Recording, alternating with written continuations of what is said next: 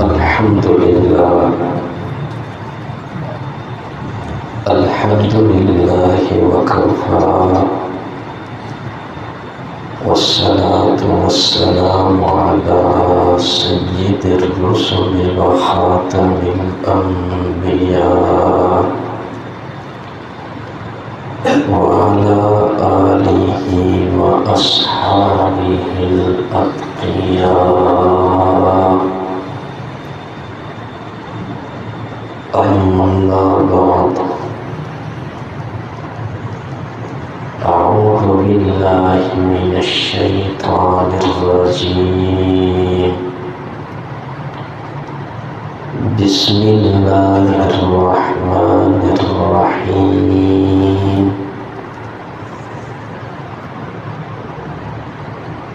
لله ملك السماوات والأرض يخلق ما يشاء يهب لمن يشاء إناثا ويهب لمن يشاء الذكور. صدق الله العظيم.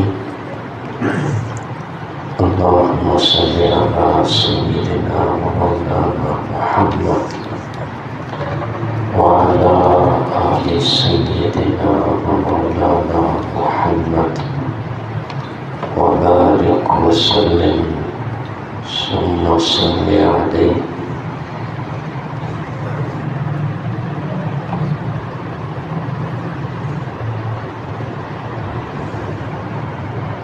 سیرت النبی صلی اللہ علیہ وسلم اور انسانی حقوق کے عنوان سے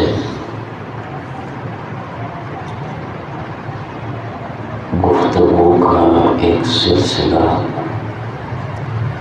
شروع کیا. اللہ تبارک و تعالی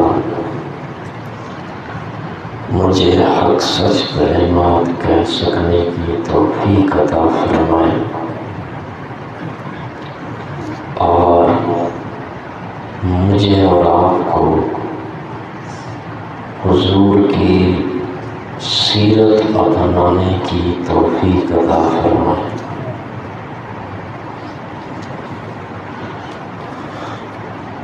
جدید تعلیم یافتہ حضرات کی طرف سے یہ بات تواتر کے ساتھ کہی جا رہی ہے کہ عورت ہمارے معاشرے کا مظلوم ترین طبقہ ہے. اس کے حقوق پامال کیے جا رہے ہیں، اس کا استحصال ہو رہا ہے، اور ساتھ ساتھ یہ بات بھی کہی جا رہی ہے کہ یورپ نے عورت کو آزادی دی، عورت کو حقوق دیے اور اسے مرد کے برابر لا کھڑا کر دیا، جس کی بدولت آج عورت خوب ترقی پہ ترقی کر رہی ہے. آج کی اس مختصر سی گفتگو میں قرآن و حدیث کی روشنی میں دلائل سے یہ بات ثابت کروں گا کہ دنیا میں کسی مذہب اور قانون میں، کسی تمدن اور سوسائٹی میں عورت کو اتنا مقام اور مرتبہ نہیں دیا گیا جتنا مرتبہ اور مقام عورت کو اسلام نے عطا کیا ہے.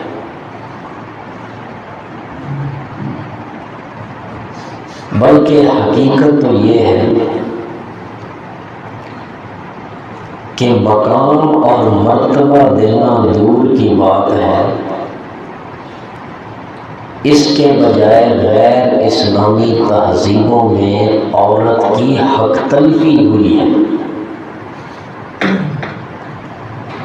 اسے منحوس سمجھا گیا۔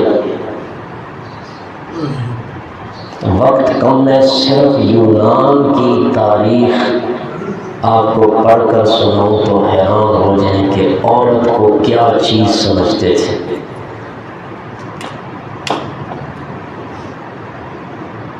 قدیم یونان میں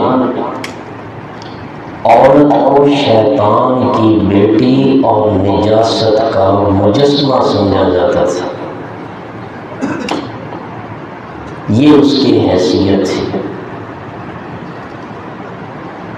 رومیوں نے عورت کو جانور کا مقام دیا تھا، نکاح کو عورت کے خریدنے کا ایک ذریعہ سمجھا جاتا تھا، اور اہل عرب نے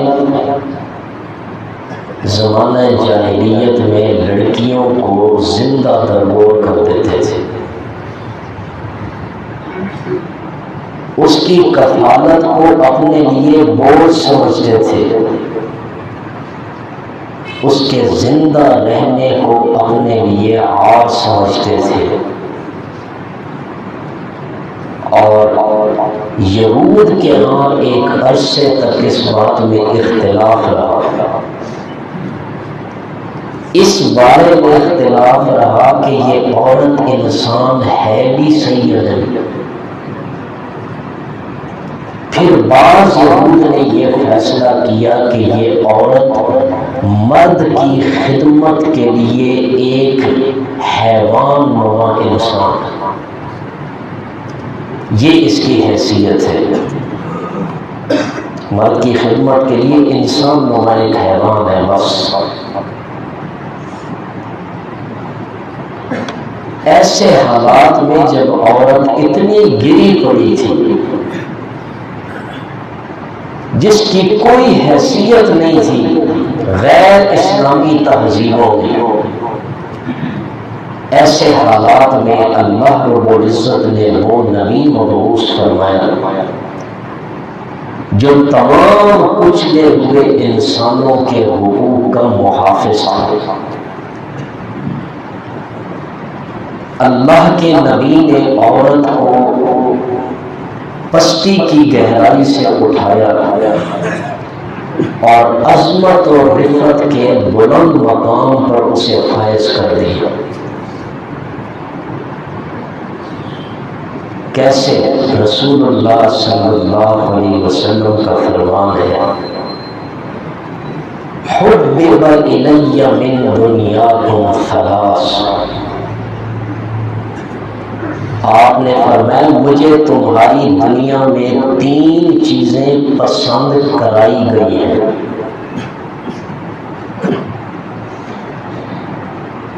خوشبو، عورت، اور تیسری چیز فرمایا کہ میری آنکھوں کی ٹھنڈک نماز ہے۔ کتنی مختصر سی حدیث ہے لیکن بڑی معنی خیز حدیث ہے۔ سب سے پہلی بات جو حضور نے فرمائی کہ مجھے 3 چیزیں پسند کرائی گئی ہیں، خوشبو اور عورت، دونوں کا اکٹھا ذکر کیا۔ اس میں اس بات کی طرف اشارہ کیا جا رہا ہے کہ جس طرح خوشبو کی طرف ہر سلیم الفطرت انسان کا میلان ہوتا ہے، ہر صاحب ذوق شخص خوشبو کو پسند کرتا ہے، اسی طرح عورت بھی محبت کی مستحق ہے۔ اس سے نفرت وہی کرے گا جس کی فطرت سلیم نہ ہو۔ اور دوسری بات اس حدیث میں جو قابل توجہ ہے، حضور نے فرمایا مجھے عورت پسند کرائی گئی ہے، آپ نے یہ نہیں فرمایا کہ میں نے پسند کی ہے۔ اس میں مجہول کا صیغہ استعمال کیا، یہ گویا اس بات کی طرف اشارہ ہے کہ یہ عورت کی محبوبیت خدائی اشارے کے ماتحت ہوئی ہے۔ اللہ نے میرے دل میں عورت کی محبت ڈالی ہے کہ اس سے محبت کرے، یہ محبت کی مستحق ہے۔ اب آپ خود فیصلہ فرما لیں کہ جس سے اللہ کا رسول محبت رکھے، کیا ایک مسلمان اس سے نفرت کر سکتا ہے؟ جس سے اللہ کا رسول محبت رکھے، ایک مسلمان عورت کو حقارت کی نگاہ سے دیکھ سکتا ہے؟ جس سے اللہ کا رسول محبت کرے، ایک مسلمان اسے پاؤں کی جوتی سمجھ سکتا ہے؟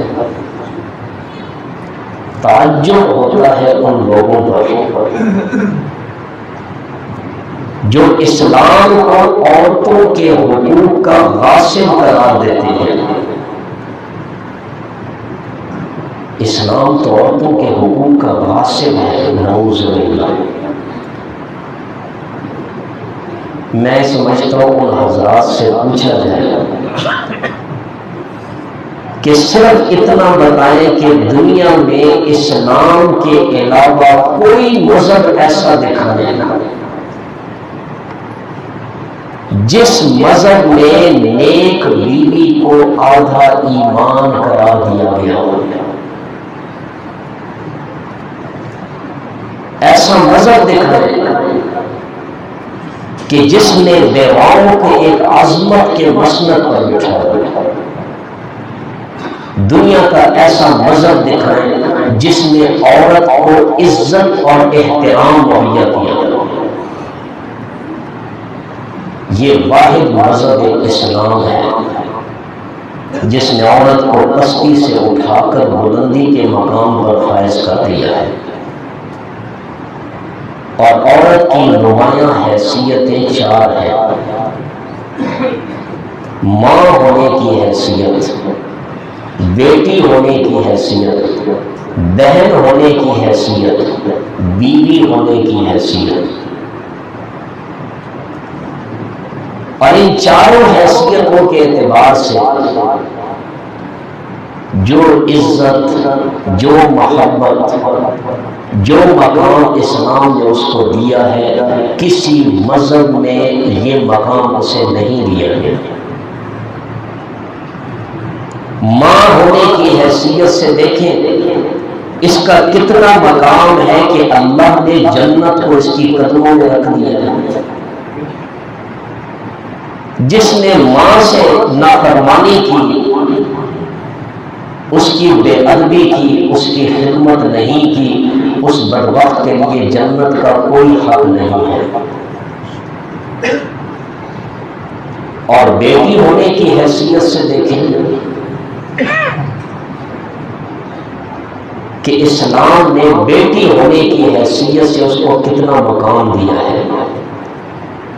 اور میں سمجھتا ہوں کہ اس حیثیت سے بہت ہی یہ اس کی بنیادی حیثیت ہے، بیٹی ہونا۔ کیسے؟ یہی بیٹی بہن بھی ہے، بیوی بھی بنتی ہے، پھر آگے جا کر ماں بھی بنتی ہے۔ اس لحاظ سے بیٹی کی حیثیت بڑی نمایاں ہے اسلام میں، اور جتنا مقام اسلام نے بیٹی کو دیا ہے کسی اور مذہب نے یہ مقام نہیں دیا۔ آپ تھوڑا سا تصور تو کریں کہ اسلام سے قبل ایک سنگ دل باپ اپنی بچی کو اپنے ہاتھوں سے زندہ درگور کرتا تھا اور ذرہ برابر بھی اسے خوف نہیں آتا تھا۔ حضرت ابن عباس رضی اللہ عنہما فرماتے ہیں کہ زمانہ جاہلیت میں یہ ایک عجیب سی فضا تھی کہ عورت کی جب ولادت کا وقت قریب ہوتا تھا تو ایک گڑھے کے پاس بیٹھ جاتی تھی، بیٹا پیدا ہو جاتا تو فابہا، بیٹی پیدا ہوتی فوراً اس گڑھے کے اندر زندہ درگور کر دیتی تھی، اسے جینے کا کوئی حق ہی حاصل نہیں ہے۔ یہ اسلام سے پہلے کا تصور بتا رہا اور قرآن نے اس کا نقشہ بھی کھینچا ہے۔ قرآن نے اس کا بڑا عجیب نقشہ کھینچا ہے۔ جو لوگ عورت پر بیٹی پر ظلم و ستم ڈھاتے تھے، قرآن کہتا ہے کہ ظلموعودۃ سئلت بأی ذنب قتلت، قیامت کا دن ہوگا اللہ تعالیٰ اس مظلوم بچی سے، زندہ درگور کی ہوئی بچی سے پوچھیں گے بتاؤ تیرا جرم کیا تھا جس جرم کی پاداش میں تجھے باپ نے زندہ درگور کیا تھا؟ کیا تو نے اسے ستایا تھا؟ کیا تو نے اسے دکھ پہنچایا تھا؟ کیا تو نے اسے کوئی اذیت پہنچائی تھی؟ اور قرآن نے ایک اور انداز میں بھی ان کا ذکر کیا کہ ان جاہلوں میں ایک عادت یہ بھی تھی کہ جب ان کے ہاں لڑکی کی پیدائش ہوتی انہیں خبر ملتی تھی، ان کے چہرے پر بدبختی اور سیاہی پھیل جاتی تھی، اور یہ غصے سے ان کا دم گھٹنے لگتا تھا، لوگوں سے چھپتے پھرتے تھے کوئی مجھے یہ نہ کہے تو لڑکی کا باپ بن گیا۔ یہ ان کے ہاں عورت کے ساتھ سلوک تھا۔ اب آپ ذرا موازنہ کریں، ایک طرف وہ معاشرہ ہے جس میں بیٹی کا پیدا ہونا عار سمجھا جاتا ہے، جس میں عورت کو پاؤں کی جوتی سمجھا جاتا ہے، جس میں عورت کو اپنے لیے بوجھ سمجھا جاتا ہے، جس میں عورت کو جانور سمجھا جاتا ہے، اور دوسری طرف ذرا آئیں وہ معاشرہ ہے اسلام کا کہ اسلام نے اس عورت کو کتنی عزت دی، کتنا مقام دیا کہ رسول اللہ صلی اللہ علیہ وسلم نے لوگوں کے دلوں میں بیٹی کی کیسی محبت پیدا کرنے کی کیفیت پیدا فرمائی۔ حضور علیہ الصلوۃ والسلام نے ارشاد فرمایا کہ جس کے ہاں بیٹی ہوئی اور اس نے اسے زندہ دفن نہیں کیا، نہ اس کی ناقدری کی اور نہ ہی اسے اذیت پہنچائی، نہ بیٹے کو اس پر ترجیح دی، اللہ تعالی اس شخص کو اس لڑکی کے ساتھ اچھا سلوک کرنے کی وجہ سے جنت میں جگہ عطا فرمائے۔ یہ رسول اللہ صلی اللہ علیہ وسلم نے ارشاد فرما کر ایک مسلمان کے دل میں بیٹی کی محبت اجاگر فرمائی کہ بیٹی کو اپنے لیے عار نہ سمجھے، بیٹی کو اپنے لیے بوجھ نہ سمجھے۔ اور ایک حدیث میں حضرت انس رضی اللہ تعالیٰ عنہ سے روایت ہے کہ رسول اللہ صلی اللہ علیہ وسلم نے ارشاد فرمایا کہ جس شخص کے ہاں دو لڑکیاں ہوں اس نے ان کی اچھی پرورش فرمائی، اچھی تربیت فرمائی، اور پھر وہ بلوغت کی عمر کو پہنچ گئی، تو قیامت کے دن یہ شخص اور میں اس طرح ساتھ ساتھ ہوں گے جس طرح یہ دو انگلیاں ہیں۔ کیا مطلب؟ دو بچیوں کی پرورش کرنے والا باپ جس طرح ان دو انگلیوں میں تھوڑا سا فرق ہے، ایک بڑی ہے ایک چھوٹی ہے، آپ نے اشارہ فرما دیا کہ امتی اور نبی کے مقام میں فرق ضرور ہے، لیکن اللہ تعالیٰ اس کو جنت میں نبی کے قریب مقام عطا فرمائے گا۔ یہ ہے بیٹیوں کی تربیت کا بدلہ۔ اور ایک تیسری حدیث بھی سنی، حضرت ابو سعید خدری رضی اللہ تعالیٰ عنہ سے روایت ہے کہ حضور علیہ السلام نے ارشاد فرمایا، جس نے 3 بیٹیوں اور 3 بہنوں یا 2 بیٹیوں اور 2 بہنوں کا بار اٹھایا، ان کی اچھی تربیت کی، ان کی سیرت اور ان کے کردار کو اچھا بنایا، ان کے اخلاق اچھے بنائے۔ اب سیرت اور کردار کس چیز سے اچھے بنتے ہیں؟ کہ بیٹی کو اسلامی تعلیم بھی دی ہو، معذرت کے ساتھ کچھ لوگ پھر علماء پہ یہ الزام لگاتے ہیں یہ بچیوں کو تعلیم سے محروم رکھنا چاہتے ہیں۔ خدا کے لیے یہ جملہ نہ کہا کریں، یہ مغرب کا جملہ ہے، مسلمان کی زبان پہ یہ جملہ سجتا ہی نہیں ہے۔ کون ان کی تعلیم کا مخالف ہے؟ اچھی تربیت بچے کی ہو سکتی ہے تو وہ اسلام کے سانچے میں ڈھل کر ہو سکتی ہے، وہ قرآن پڑھ کر، حدیث پڑھ کر، حضور کے آداب اور حضور کے اخلاق پڑھ کر اس کی سیرت اچھی بن سکتی ہے۔ دنیاوی تعلیم تو ہماری ضرورت ہے، اس سے ہم پیسہ کما سکتے ہیں، اس سے ہماری دنیاوی ضروریات پوری ہو سکتی ہیں۔ خدا گواہ ہے اس تعلیم سے ہماری دینی ضرورت کبھی پوری نہیں ہو سکتی۔ ہم سب اس معاشرے کے افراد ہیں کہ جس بچے اور بچی کی اسلامی تربیت نہیں ہوئی، اس کی سیرت اور کردار کو اسلامی سانچے میں نہیں ڈھالا گیا، آگے جا کر وہی والدین کے لیے سردرد بن جاتے ہیں، پریشانی کا سبب بنتے ہیں۔ حضور نے فرمایا جس نے 2 بہنوں اور بیٹیوں کی اچھی تربیت کی، ان کی سیرت اور کردار کو اچھا بنایا اور پھر اس نے ان کے ساتھ اچھا سلوک کیا، پھر اس نے ان کا نکاح کر دیا، اس کے لیے اچھے رشتے کا انتخاب کیا۔ اور اچھا رشتہ کیا ہوتا ہے؟ حضور نے یہ بھی فرما دیا کہ اچھا رشتہ یہ ہے کہ دیندار رشتہ تلاش کیا جائے۔ دولت، حسن، حسب و نسب یہ چیزیں پیچھے ہیں، دینداری آگے ہے۔ جس گھر میں دیندار عورت قدم رکھتی ہے اس کو جنت بنا دیتی ہے، اور جس گھر میں بے دین عورت قدم رکھتی ہے اس کو جہنم بنا دیتی ہے، شوہر کی بے سکونی کا سبب بن جاتی ہے۔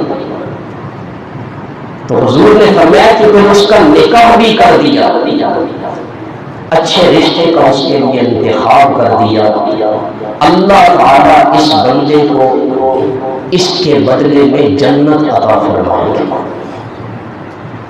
تو یہ نبی کریم صلی اللہ علیہ وسلم نے بیٹی کو مقام دیا کہ باپ اس کی اچھی تربیت کرے تو اللہ اس کے بدلے میں اس کو بھی جنت عطا کرے۔ میں یہاں پہ اپنے مسلمان بھائیوں، بزرگوں کو غور و فکر کی دعوت دینا چاہتا ہوں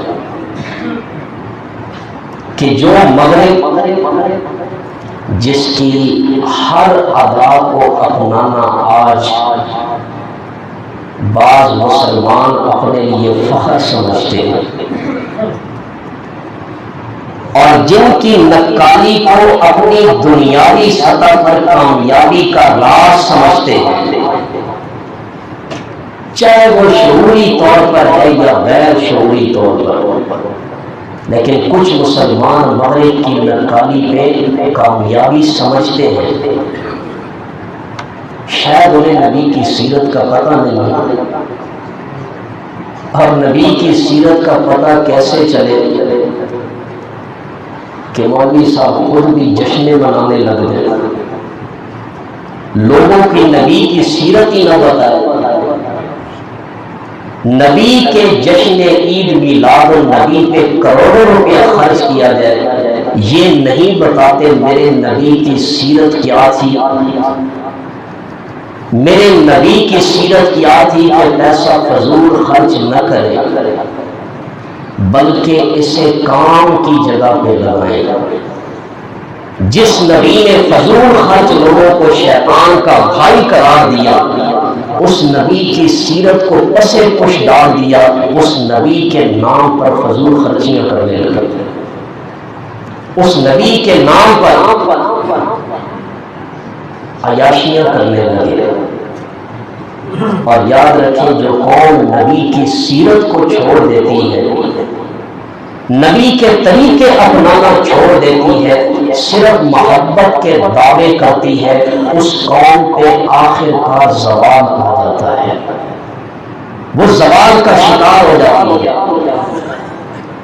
عرض کر رہا تھا کہ جس مغرب کی نکالی کے بعد مسلمان کامیابی کا راز سمجھتے ہیں، حقیقت تو یہ ہے کہ آج کی یورپ کا جو معاشرہ ہے یہ بالکل زمانہ جاہلیت کا تصور پیش کر رہا ہے۔ اس وقت بھی بیٹی کو اپنے لیے ایک بھاری بوجھ سمجھا جاتا تھا، آج یورپ کے معاشرے میں بھی بیٹی کو بھاری بوجھ سمجھا جاتا ہے۔ جب وہ بچی جوانی کی عمر کو پہنچتی ہے، بلوغت کے قریب عمر کو پہنچتی ہے، اسے گھر سے باہر نکال دیتے ہیں، اپنے رہن سہن کا انتظام خود کرو۔ اور اس کے مقابلے میں اسلامی معاشرہ دیکھیں، اسلام نے کہا جب تیرے گھر میں بیٹی پیدا ہوئی ہے، تربیت کرنا، اسے پالنا، اس کے اخلاق اچھے بنانا یہ تیری ذمہ داری ہے۔ مسلمان الحمدللہ اس اسلامی معاشرے کے حکم پر چلتے ہوئے اپنی بیٹی کی اچھی تربیت کرتا ہے، اسے گھر میں رکھتا ہے۔ نمبر 2، ایک تو گھر سے نکال دیا، آگے جا کر یہ بھی باپ کہتا ہے اپنے لیے فرینڈ خود تلاش کرے، تیری شادی مادی کا انتظام میں نہیں کر سکتا۔ یہ جملہ بڑے افسوس سے کہہ رہا ہوں، آج ہمارے معاشرے میں تو یہ چیز نہیں ہے، ہمارا معاشرہ اس چیز سے پاک ہے کہ ہماری بچیاں یونیورسٹیوں میں، کالجز میں تعلیم حاصل کر رہی ہیں، اور ان کے لیے ہم یہ چیز تو پسند نہیں کرتے ہیں۔ اللہ ہماری حفاظت فرمائے۔ یہ تو یورپ کا معاشرہ ہے جس میں انتہا درجے کی بے غیرتی ہے، بچی کو آزاد چھوڑ دیا، جس کو چاہے اپنا دوست بناؤ۔ شاید میرے جملے کسی کو سخت لگے، ورنہ خدا گواہ ہے یہ اسلامی سطح پر بات کر رہا ہے۔ اس کو آزاد چھوڑ دیا، اس کو اپنا دوست بنا لو، فلاں کو اپنا دوست بناؤ، دل صاف ہے دوست ہی تو بنا لو۔ یہ فرینڈ اپنے لیے خود تلاش کرنا یہ اسلام کا طریقہ نہیں ہے، یہ یہود و نصارہ کا طریقہ ہے۔ اب اس کے مقابلے میں اسلام کو دیکھیں، اسلام نے کہا بیٹی جوان ہو گئی ہے، اب اس کے لیے اچھے رشتے کا انتظام کرنا یہ ماں باپ کی ذمہ داری ہے۔ وہ بڑے پیار سے، محبت سے، شفقت سے اس کے لیے اچھا گھرانہ تلاش کرے، ہاں اس نے بیٹی کو یہ اختیار دے دیا کہ آپ کو اتنا اختیار ہے کہ یہ رشتہ آپ کو پسند ہے یا نہیں، لیکن اسے بالکل آزاد نہیں چھوڑا کہ مرضی ہے آپ جو کریں۔ اور پھر جب وہ بیوی بن گئی تو وہاں بھی یورپ نے اسے دھکا دیا، تم اپنا کماؤ میں اپنا کماؤں۔ اسلام نے اسے اتنی عزت دی کہ جب وہ بیوی بن گئی تو شوہر نے کہا گھر کے اندرونی کام تیرے ذمے ہیں، بیرونی کام میرے ذمے ہیں۔ تو گھر کے اندر کے نظام کو حسن خوبی سے چلائے رکھ، تیرے تمام اخراجات کا ذمہ دار اللہ نے مجھے بنایا ہے، میں انشاءاللہ اپنی استطاعت کے مطابق تیری ذمہ داری پوری کرتا رہوں گا۔ تو عرض کر رہا تھا کہ یورپ اور اسلام کے نظام میں زمین آسمان کا فرق ہے۔ ایک مسلمان کو چاہیے کہ وہ رسول اللہ صلی اللہ علیہ وسلم کی سیرت کو پڑھے، اسے سمجھے، اور پھر اپنے بچوں اور بچیوں کی اس اسلامی حضور کی سیرت کے مطابق تربیت کرے۔ انشاءاللہ اللہ کے حکم سے قیامت کے دن اللہ ہمیں بھی حضور کی معیت اور رفاقت نصیب فرمائے گا۔ اللہ تعالیٰ سے دعا ہے وہ سنا عمل کرنے کی توفیق عطا فرمائے۔